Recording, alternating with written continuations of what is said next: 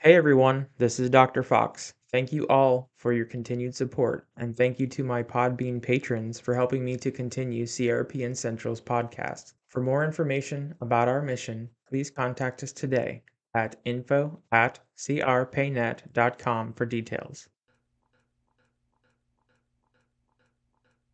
All right, that concludes my monitoring visit. I'll wrap up the notes and send you the report by next week. Thank you for answering my queries. I really appreciate your site's hard work. Thanks so much, CRA. We really appreciate your careful attention to help review and guide our site. This trial is a challenging one, and it takes a lot of work to perform it according to the industry standards. You should see the personal hours logged into all of this paper source, the overtime we had to approve for the regulatory filings, and we had to hire a person dedicated to screening and recruiting patients. You know, it doesn't have to be like this. Most of the other sites I monitor, they have some pretty great technology that helps them to perform their trials quicker, with higher quality and more efficiency. Have you ever considered investing in tech to make your lives just a little easier? It's always a thought. However, we just don't have the money from our budgets to invest in tech improvements. Honestly, we are lucky just to make payroll most months because of the margins that don't even cover inflation and the crazy delayed payments. I understand, and I've heard that from most of the sites I visit. I wonder if perhaps the money you need to invest in technology is there, but maybe it's locked up in some of the same inefficiencies that could be resolved if you just looked into some technology options. Maybe so, but we can't think about improvements when all we have time to do is focus on surviving. We will get to them eventually. In the meantime, we'll have the team answer your queries by the end of the week. Technology improvements at clinical trials, the ultimate catch-22. We have streamlined and potentially game-changing options out there. However, they require financial investments that sites simply cannot afford. And yet they could afford them if they had margins to invest with and a clear mind that wasn't constantly focused on making it through the next payroll cycle. Sites. It is so easy to be caught up in the vicious cycle of breaking even and remaining stagnant, but you must try to break free. I understand it can take some risk and potentially some investment into technology, but please trust me. Your return on investment will revolutionize your performance in this industry. Talk to other sites who have taken this journey before you. Know your options. And please understand we are in an industry with amazing technological solutions that will significantly improve experiences for your staff, your physicians, your sponsors, and most importantly, your patients.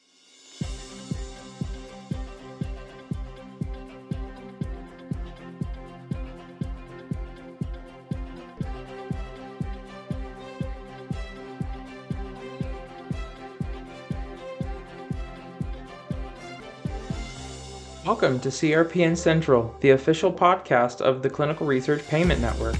I'm your host, Dr. Daniel Fox. CRPN Central discusses the real issues with our clinical research industry to explore and identify mutually beneficial solutions for all of our stakeholders. For the past few years, clinical site technology solution options have absolutely exploded across the industry. eSource, in particular, is revolutionizing how we as sites continue to communicate trial performance to our industry colleagues. Sites, however, have yet to fully adopt eSource as a new industry standard. With eSource's potential to change trial efficiency and cost, how can we as an industry create a professional environment that promotes eSource adoption as a new research quality standard? Today's episode will explore eSource solutions and their potential impacts on our industry's quality and efficiency. Source documents in clinical research are defined as documents containing all original records and certified copies of original records of clinical findings, observations, or other activities in clinical investigations used for the reconstruction and evaluation of a clinical trial. eSource is defined simply as 21 CFR Part 11 compliant source documents originally recorded in an electronic format. First, we will speak with a PI with extensive experience in site operations, including source data generation and documentation. Then, we speak with an industry founder and leader in the advancement of eSource development and innovations. To maintain valid comparisons. Both interviews will utilize the same questions, and my guests did not have the questions before the interviews. After the interviews, we will compare each guest's eSource answers and opinions and develop potential strategies to help our sites foster the necessary environments to adopt innovative eSource technologies and progress clinical trial performances to the next level of quality and efficiency. Our first guest is a prominent and successful principal investigator, professor, consultant, and medical director. Dr. Gunn is a gastroenterologist who has worked in the GI and research space for over a decade. From the Air Force and the clinic to academia and the research industry,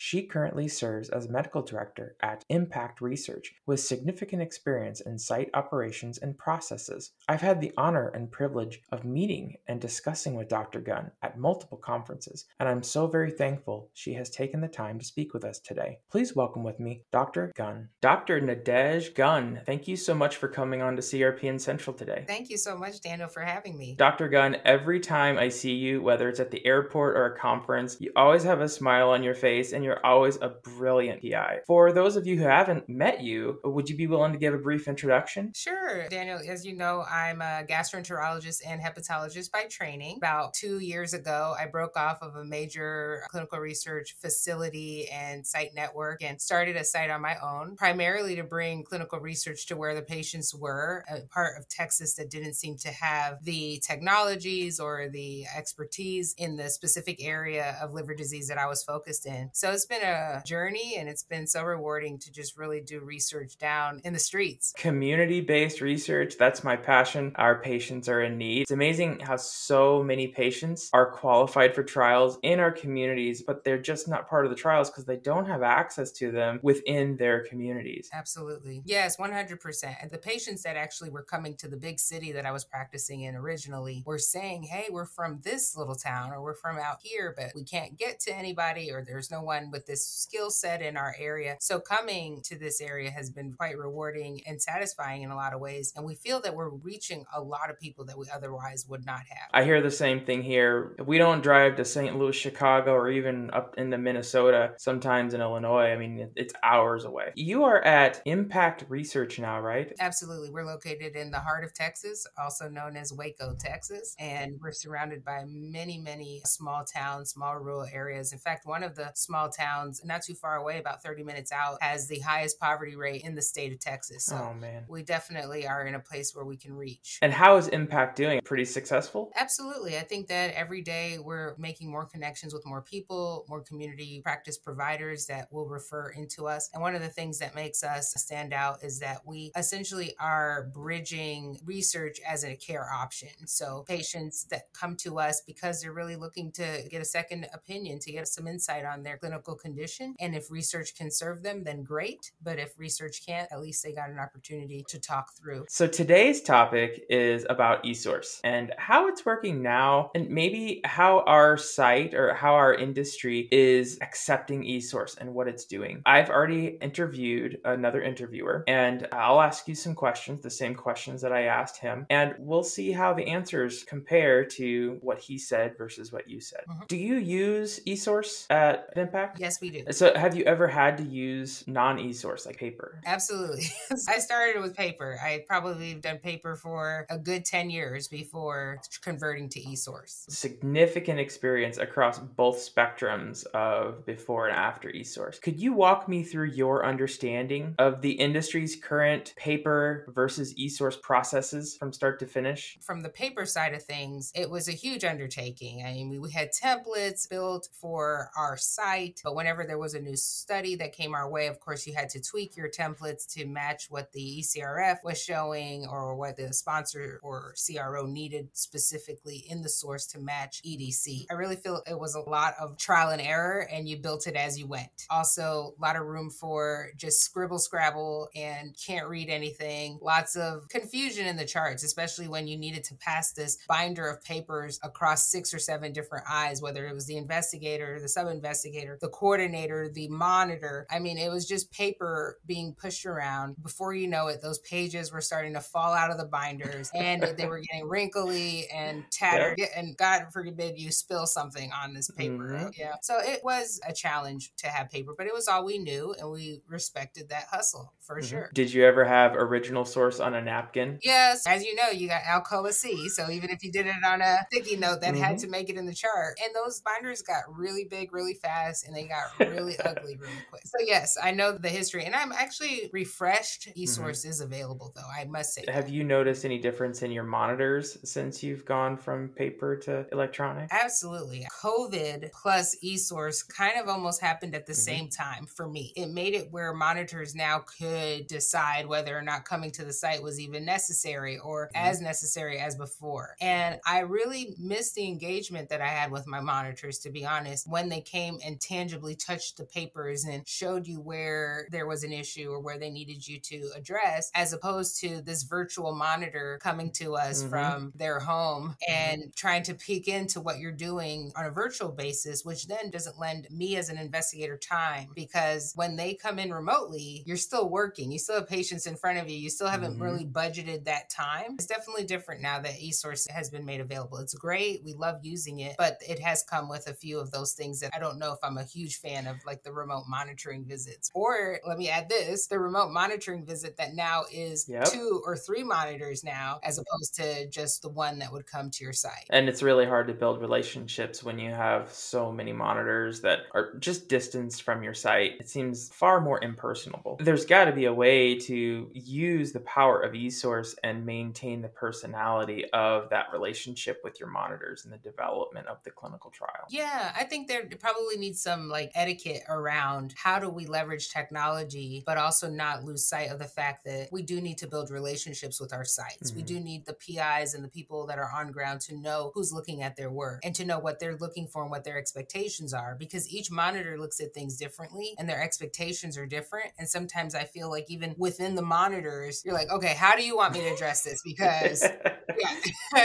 it's like Felicia just said to do it this way, but Brian is telling me to do it this way. So how do we do it? What are the differences between the paper and eSource that you're experiencing? Well, I do feel like it's cleaner. I feel like the data is being time-stamped real time, when it happened, who entered it, and what the circumstances were around that. When the monitors are commenting on something, they can be very direct and pointed to a specific line item that you entered. I like just the cleanliness of it, because you know, okay, she's referring to visit 1, part 2, vital sign repeat, blood pressure, so you really have a good trail to follow when it comes to eSource. And when the monitors come in, it's very direct and you can run reports on what exactly happened. And I feel that even when we get our follow-up letters back and they itemize all the findings, you can easily flip through the eSource to find where you need to remedy, as opposed to stacks of paper and little tabs. I think it's a lot easier now. And even then, you as a site, you could remedy it when you're not at the site itself, right? Oh, right. Like the convenience of it is so amazing. I mean, even between myself and my sub-investigator, if she has a question about a specific patient and I'm away and I'm traveling, she could say, hey, pull up so-and-so's chart and see my comment about this visit. And I could see right where she's talking about. I like that. That's really interesting. We always talk about the convenience of our monitors and the efficiency of eSource, but I never even considered it as being an advantage for the PI to be able to go in there and have PI oversight. Oh, absolutely. I think that it's changed the game for PI oversight. I can't say that I'm in the same situation where I'm not a PI who has a busy clinic that I'm always gone. I'm always pretty much around and available to my sub-investigators. But when I'm not around and I still want to feel very much connected to the patient and that experience, I know that I can dig right back in. I can oversee the clinic day without even being there. I can see when people are checking in, when they're checking out, who's seen them so far, when I should make a call or check on and remind one of my staff members to do something. So if I was worried that someone would forget, say, the repeat hemoglobin or repeat lab, I could just turn on the CTMS eSource and see right where they are in the visit and send them a little tickler. Hey, I'm watching. Yeah, just so you know. Don't forget to get that. Yeah. PI oversight is oversight. I'm here.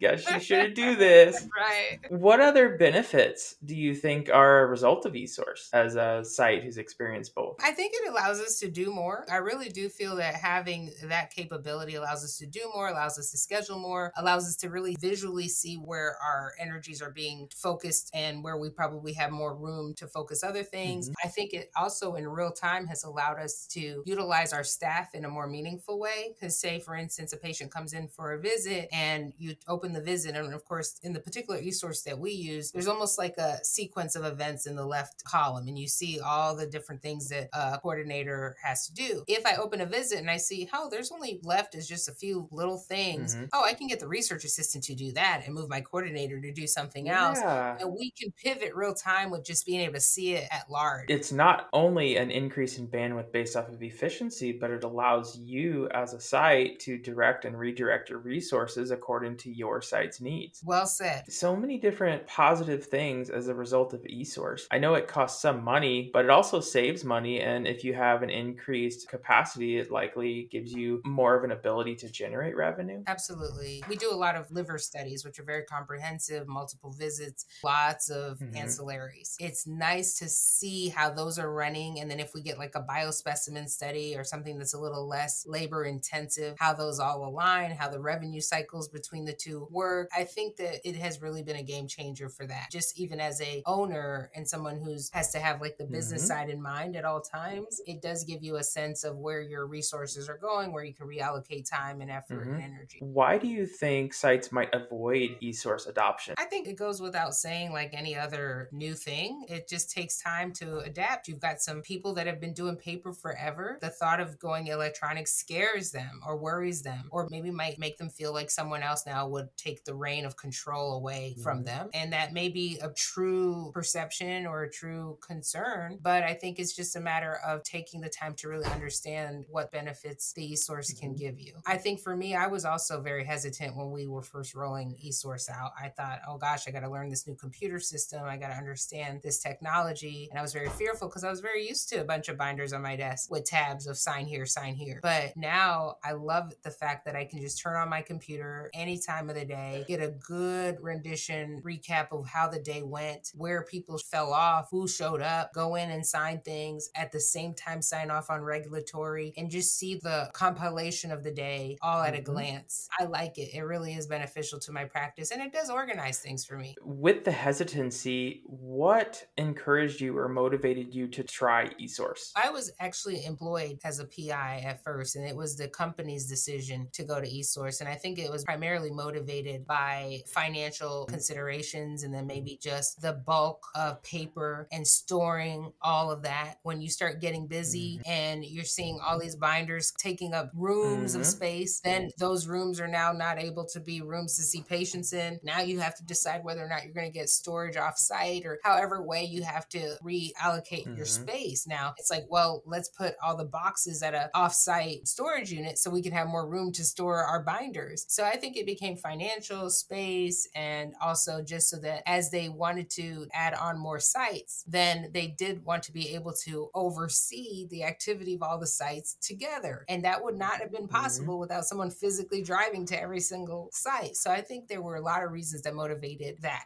And then when I left, I thought, well, there's no other way. There's no other way I would do this because I want to be able to have control. And I also want to be able to go maybe one day start new sites and everything. And I want to always know that I have a central location to see how we're doing. And I don't know if you've ever seen the invoices from the Iron Mountains of the world, but it costs sites a ton of money to hold on to that paper for 15, 20, 30 years afterward. It's a lot of money. When you started eSource, how long did it take you to onboard and become familiar with it? Not long at all. And I think it's probably because the PI work is probably not as grueling, and I'll say that out loud, as some of the coordinators and the regulatory work, because usually they've already done the stage setting for the PI. So I just have to sign something, or the data's already been collected and packaged up. Now I just have to review it. So I would say the learning curve was not very steep. I was able to do a few training sessions and then practice in real time and then catch on probably within a couple of months. I feel that I was pretty proficient, but I'm learning still every day. I'm learning new tricks and new ways to do things every day. And as long as your vendor is accommodating and has a good team, you're going to be fine. Some sites, they just don't know about eSource, even though we've been kind of banging the drum. Some sites are afraid of it. Some sites, they can't afford it. There are all kinds of reasons why sites think that they shouldn't be doing eSource. And then, of course, you've got the sites that are very pro eSource, like, oh my gosh, I can't go back. This this is amazing. In this really weird polar environment of eSource versus paper, what do you see as the future of eSource in this industry? And how do you think that we can create an environment to promote eSource adoption as a standard? eSource is very good, but it does have a long way to go. It's not perfect yet by any means. And the reason I say that is there's a lot of clunkiness around it. And maybe I need to learn other eSource modalities or other vendors maybe I need to explore. But to date, we haven't seen a good device application for eSource, or maybe we can get on a tablet or on a phone and that kind of thing and make it more universal. The other thing that we don't see with eSource is a direct conversion to EDC, which would be super because it would just eliminate the duplicity or the triplicate work that people are doing to put the same information from source to EDC to IVRS, etc. And then the other is labs. As a PI, it would be nice that once the labs are done, they could just be uploaded from the lab to the eSource and you could review them in real time in a way that can trend the lab work for you. And you can see a graphical representation of what's happening with the patient. At least for ours that we use, that is still not connected. So the lab comes from the central laboratory. It gets faxed to our site. That fax paper is uploaded into our source or our EMR, and then it is assigned to me to sign. So it's still clunky. And then all those layers give you room for mistakes or misfiling and things.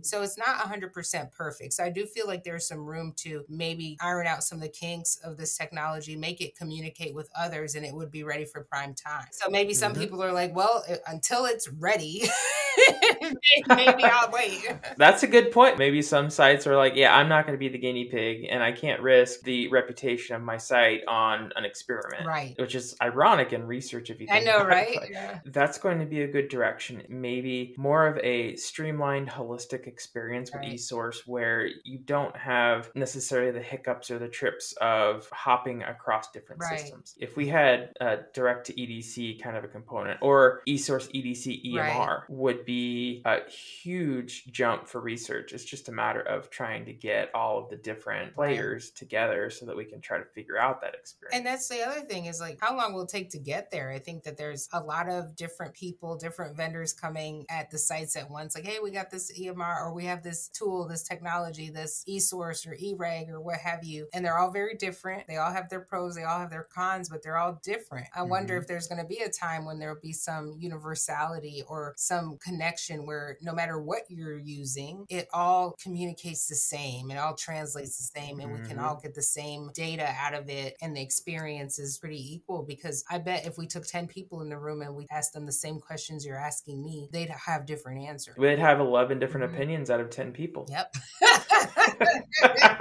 You're right. You're right. You know?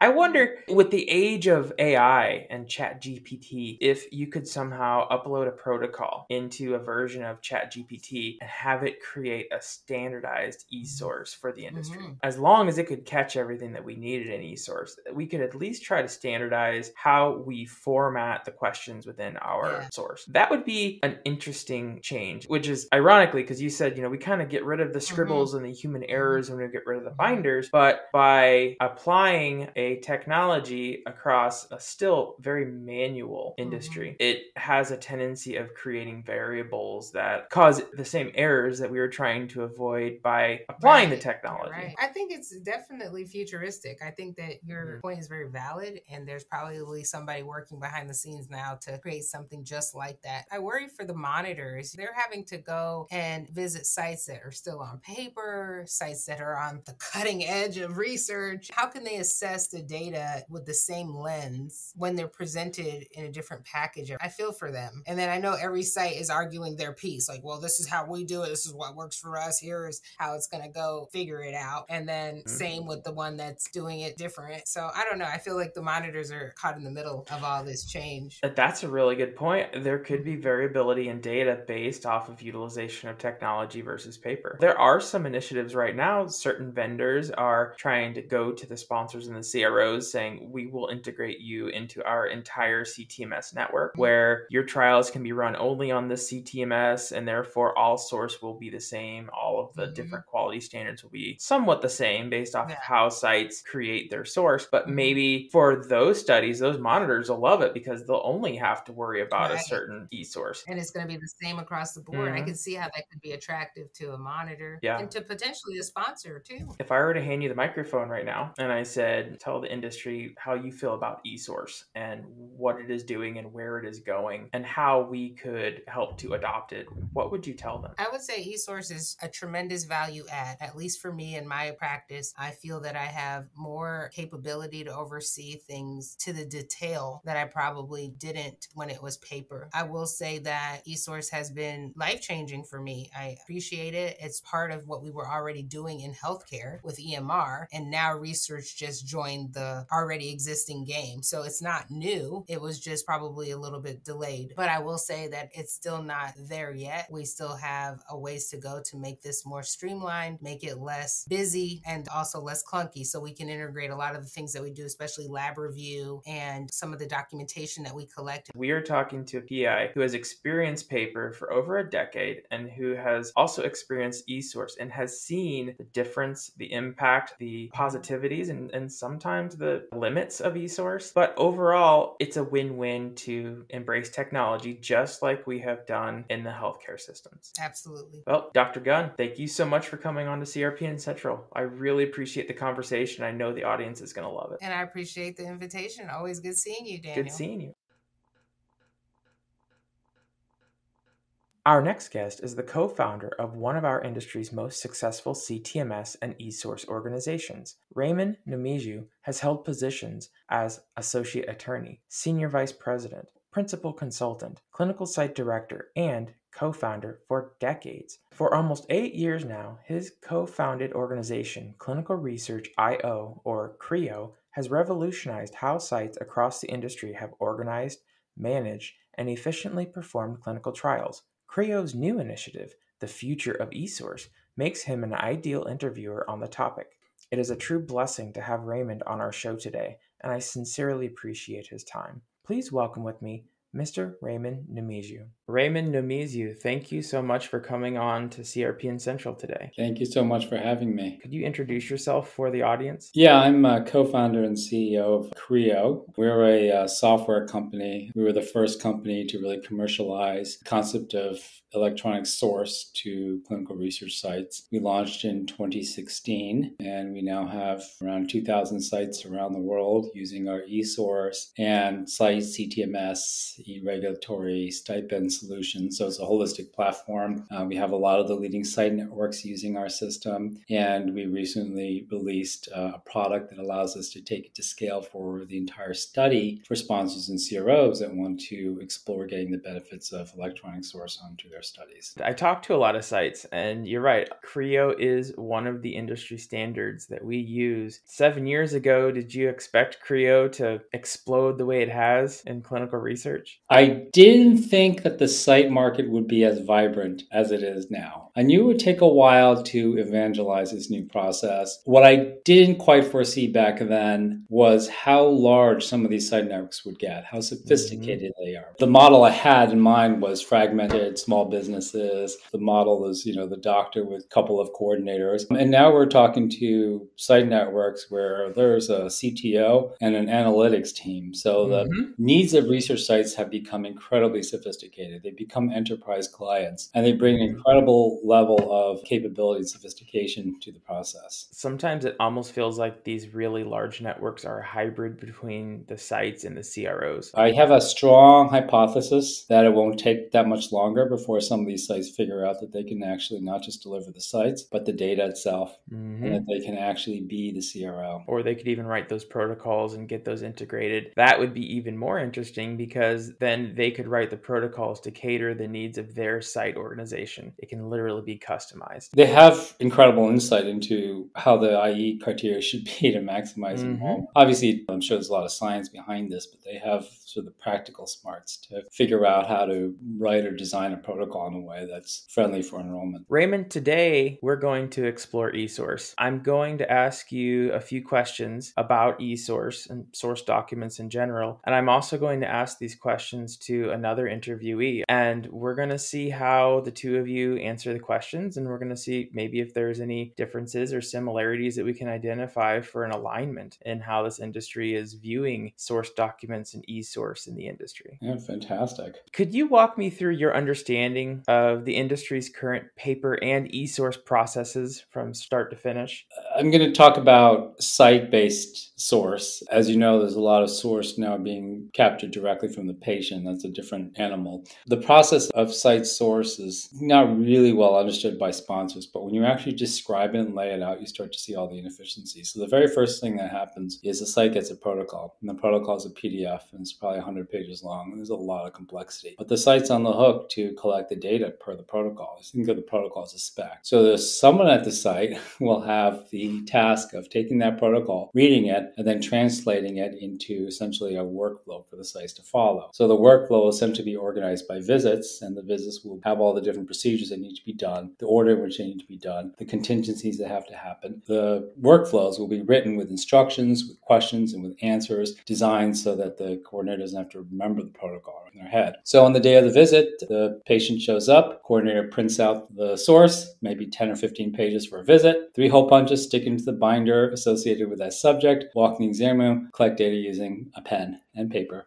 Hopefully collects everything correctly, but of course you're going to miss things. You're going to leave a bunch of things blank. You're going to deal with the dates later. You're going to put the subject IDs on later. You can do all that stuff later, right? You're busy. And then at the end of the visit, obviously it doesn't do the sponsor any good that it's on paper. So you got to go into the sponsor provisioned electronic data capture system. So you log in and you're supposed to type in the data. And everybody knows it's 3 business days. It's the expectations, but realistically, what are we talking about? A week, 2 weeks, sometimes several weeks, right? Yep. And then you go into the EDC system and you log it in, and hopefully you don't discover any data that you were supposed to have collected but didn't. Hopefully an edit check doesn't fire that you said, oh, wow, I wish I had known that at the time. This is not going to do me any good, right? And then you want to get all your EDC data in before the monitoring visit, which is almost like a forcing function for the site to get everything cleaned up. Before the monitor comes, you flip through the paper, make sure you fill in all the patient IDs and all the other simple data that should have been filled in the first place. And then on the day of the visit, the monitor shows up. You find that person a place sit down. They sit there with a stack of binders. They look through the source, and they actually do 2 things: source data review and source data verification. This is the part the industry doesn't quite fully understand. Source data review is very important. It's I'm going to look at the source to make sure that the source in the entirety tells a story and that this trial is self-sustaining from the source. So I want to make sure that the site did the protocol, that they followed protocol compliance, that there's evidence of PI oversight, that patient safety was observed. I want to make sure that the clinical observations and judgments are backed up by documentation. And I want to make sure that everything was filled out in a timely manner and it follows that Alcoa principle: attributable, legible, contemporaneous, original, etc.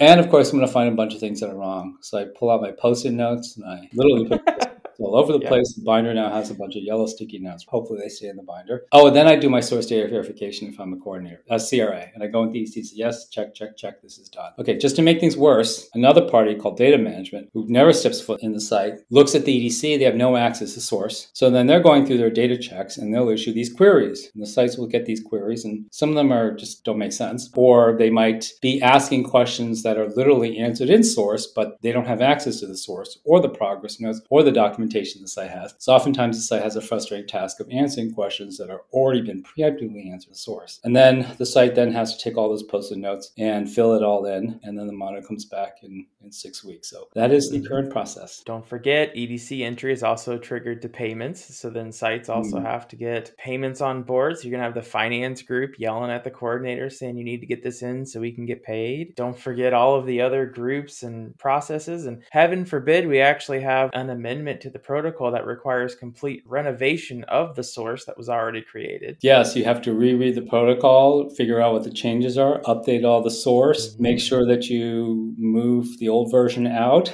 and then make sure that you're printing the current version on the day of. Let's talk about eSource, because eSource is really coming into the industry as a standard in a lot of the sites that we're talking to. Given that workflow that we just talked about, what are the potential benefits of eSource adoption for our clinical sites? Research sites adopt eSource for the benefits of quality and efficiency and remote collaboration. So I still have the requirement to review the protocol and design templates. I still have that, but I'm going to design it electronically. And when I design it electronically, I can still put the right sequence of events in, the instructions, the questions and answers. But here's the difference. I can put the alerts in. I can put the edit checks in. I can say, hey, if you answered yes to this, then do this. If I answered no, then do that. I can specify the single choice, multiple choice, formatting. I can put edit checks that says this protocol requires a certain action if the value is over a certain amount. I can codify all of that. On the day of the visit, I'm not standing by the binder to print. I've already booked the visit in Creo eSource. And by the way, our calendaring system will tell you what days are in window. It'll alert you if you book out of window. So I've done all the visit window calculations automated. On the day of the visit, I find the appointment. I click on the appointment and it calls the eSource template for that visit. And I go in there and I just fill it in. And when I'm done, I'm done. It will automatically associate the completed source data with the subject ID. It'll put all the timestamps for you. It'll put your username as the attribution. All the things that you get dinged for attribution, legibility, completion, all of that is automated through the system. All the formulas are calculated, the BMI is calculated, all the edit checks are there. When you're done, you're done. You're done with source. Wow. From the sites that have adopted eSource with Creo, has anyone told you how much time they are saving with all of this automation? We've heard 30%. We've heard of a site that had 10 employees that could have gotten by with 8 instead. We've heard of a site that has 3 employees that took on so much work that it would have taken 5 employees in the old days. So they all kind of converge around 20 to 40% savings. We also have data showing that protocol deviations go down by 40%. 38% to be precise, and that's statistically significant because there was a large enough volume of paper visits and eSource visits going on at the same time. So you had a comparable analysis. Yeah. Very nice. Yeah. So from those sites that adopted the eSource, what were their monitors' responses to the eSource experience behind it? Overwhelmingly positive. We actually sometimes pick up clients because their CRA told them about Creo. We've actually done surveys of CRAs and we've anonymized it to get their honest opinion. And it's overwhelmingly positive. What CRAs like about it is that it's easier to monitor. It's more organized. They'll tell you right off the bat the data's cleaner. They also appreciate the fact that if they can't get everything done on site, they can always log in. Mm-hmm. But we've heard stories where the sponsors scrambling to get data lock and the monitors are just saved a trip because they remember this site's on Creo. Hey, let me call the site. Can you turn on access? Do me a favor. And I won't have to get on the plane. I would say it's overwhelmingly positive reception from the CRAs. And especially during like bad weather and inclement weather, winter time, things like that. And if there's a giant snowstorm in Texas and people can't fly out, it's amazing what technology can do, especially for our sites right now. Just to play devil's advocate, what do some sites claim are potential risks for adopting eSource? The first reason is some of them think that their sponsors won't approve it. I don't know why that perception still exists because we're everywhere. Both sites have the absolute right to deploy it. The second reason is some cost. They just see the cost of the technology. They don't see the benefits. The third is just discomfort with technology. It might be themselves, it might be the coordinators, it might be the PI. And the fourth, let's be honest, you can be pretty flexible with paper if you miss something, if you didn't do something like that. There's a lot of... So that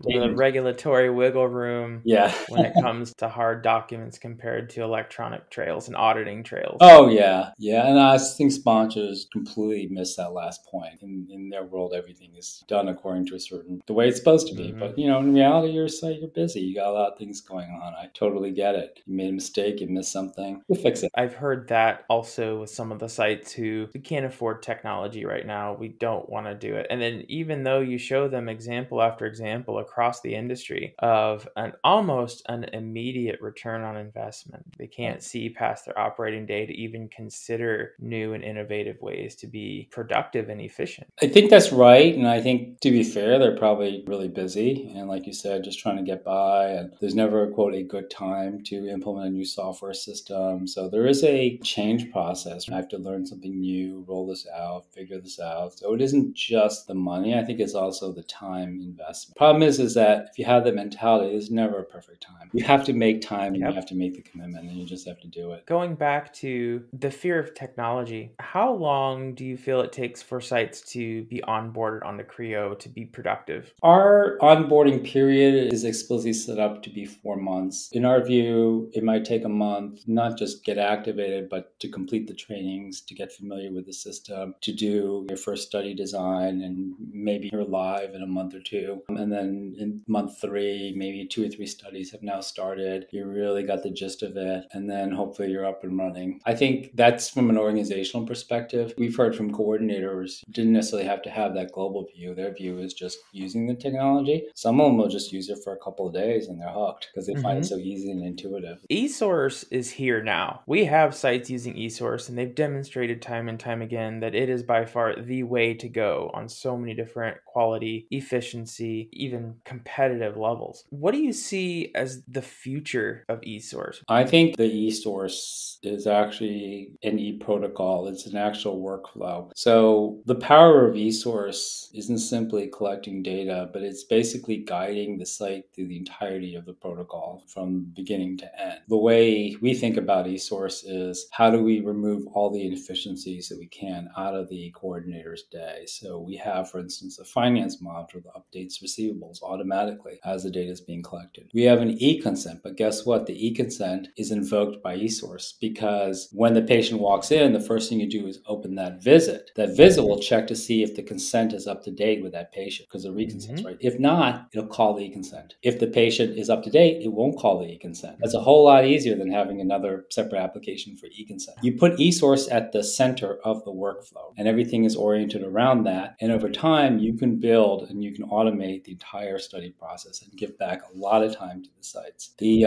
evolution of where we're going to take this is combined with our sponsor offering, which essentially replaces the EDC system and the need for an EDC system. We're also going to be pursuing a strategy of integrating with other vendors that are required for the trial, because at the end of the day, all roads lead through the site. The site has to provision the ePro. The site has to collect the labs. The site has to collect the lab data. The site has to randomize the patients. Everything goes through the site. So if we can create a workflow that's site-centric, that automates everything for the site, including interactions with other vendors, I think we can solve a major problem in the industry, which is multiple logins, disconnected processes, all the manual errors that happen, and the corresponding level of investment required by sponsors to oversee that. Going back to our discussion about those enterprise sites that are starting to form, I could only imagine how they could offer this with protocol development and whatnot to be the competitive site network that they need to be in the industry to attract the sponsors. Yes, they can, because if they're using a technology like ours every day and they've perfected the usage and we continue to augment our capabilities, over time, what you have is you have a network that has the patients, that has the PIs, that is set up to handle all the complexities of the protocols in their native technology. And now that data can now be surfaced directly to sponsors. You are now talking about the data collection, the data and the patients being collapsed into one delivery model, which is way more efficient than having a CRO in multiple sites. With that being the targeted future of eSource and where we're going to go with this technology, how do you think we can create a professional environment today to help sites to adopt eSource and eSource technology? What we wanted to start doing now is improving our training academies, our training self-service modules, and we're exploring what would a Creo certification look like if it were industry-wide. How do we create sort of standards around that? I mean, that's what a lot of software companies have done, is they've created certification programs and basically made it sort of open source and an ecosystem develops. And I think we're there. It's something that we need to do as a company. We have to figure that out. And that's going to be something that we're going to be investing resources towards. Publications could be very helpful maybe for education or awareness about these technologies and what they do for the sites that utilize them. Have you looked at any publications or publication opportunities?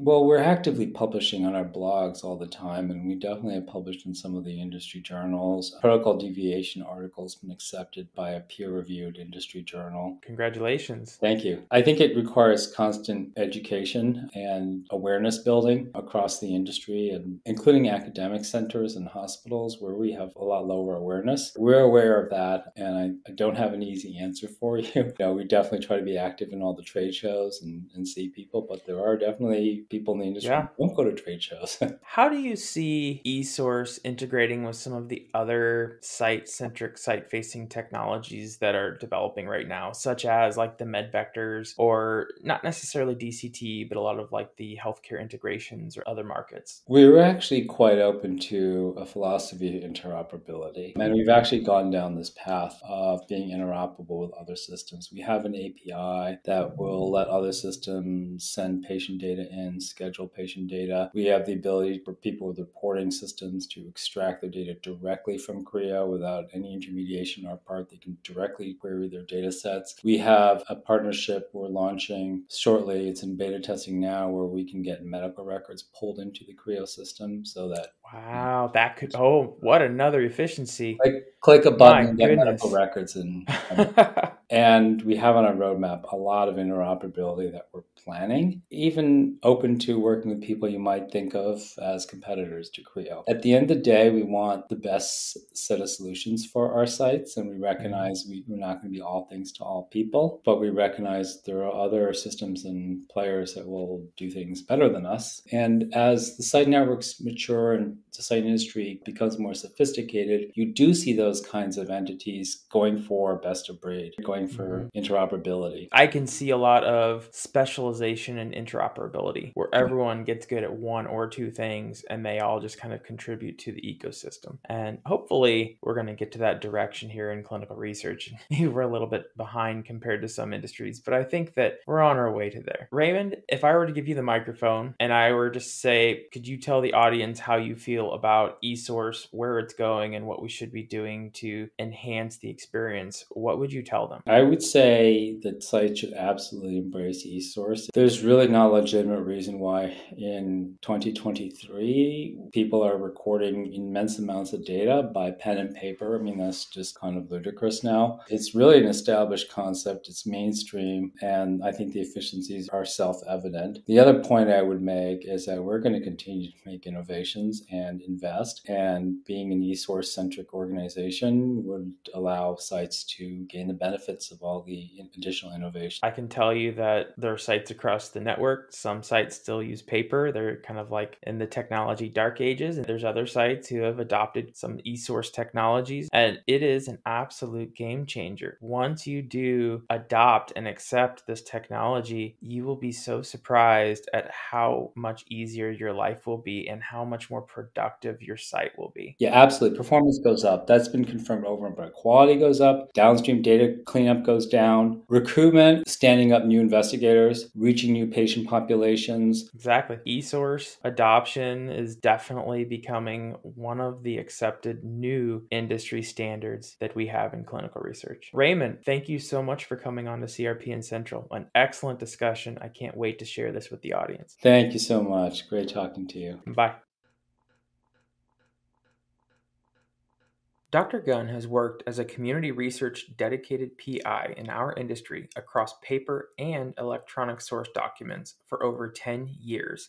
She remembers the stacks of paper, the sign here flags, the napkins, the sticky notes, and the crumpled or stained paper. Ew. And she is relieved to experience the efficiency, quality, data cleanliness, and improved PI oversight of eSource. However, she notes the impersonable and inconsiderate electronic etiquette of multiple remote monitoring activities that do not accommodate busy PI schedules, and she misses the relationships that resulted from physical source utilization and conversations of paper source. eSource significantly increases the efficiency and the trial throughput at sites, and sites may be hesitant to adopt this technology because they may be scared of new processes or they are afraid of losing control of their familiar and established practices. eSource is not perfect. It is fairly clunky in this industry, primarily because although the technology alone may be sound, it is not integrated with an industry with dozens of technology vendors, which forces sites to manually manage and shepherd data from one innovative technology to the other. The future of efficient eSource will be similar to what we've seen evolve in standard healthcare practices, streamlined and holistic experiences to transfer data from electronic health records and study data all the way to ECGs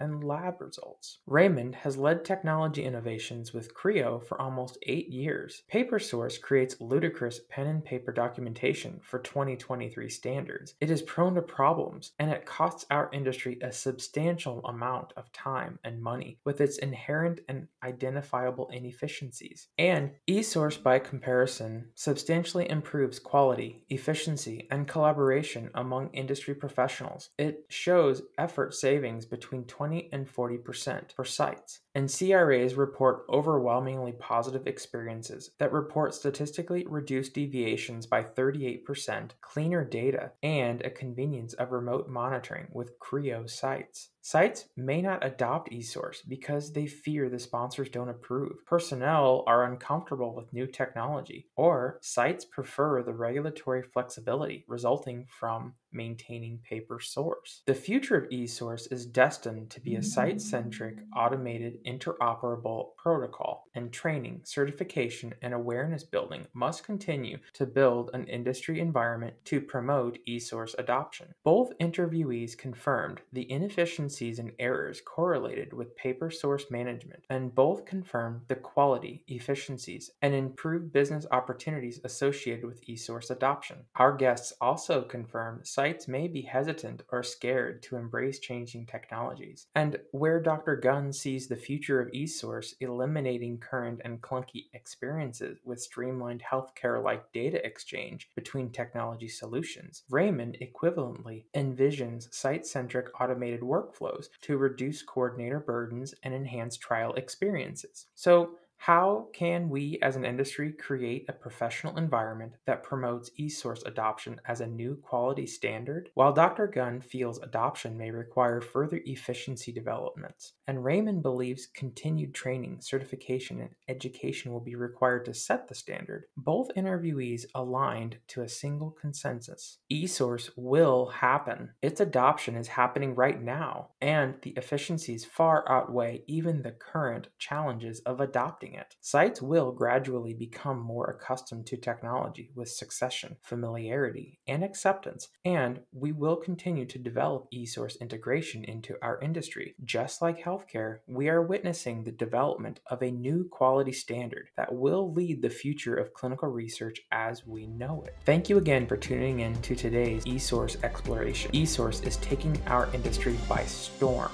and its quality and integrity has significantly impacted how we as sites perform. If you are a site and you have questions about eSource, please reach out to your site colleague, to CRPN, or to your technology vendor to learn and investigate if it may provide positive value to your site's offering. Thank you to Dr. Gunn and to Raymond for sharing their time and experiences today. Thank you to our community voice volunteers, Stefanie Palmer and Ted Barduson, for participating in today's introductory skit. Finally, thank you to MedVector, Peterson Research Consulting, and to Great Lakes Research Network for helping to make this podcast possible. A reminder, please join our Voice of Change at the Save Our Sites Conference, February 2nd, 2024, Tucson, Arizona. Thank you again for listening, and we'll see you next time on CRPN Central.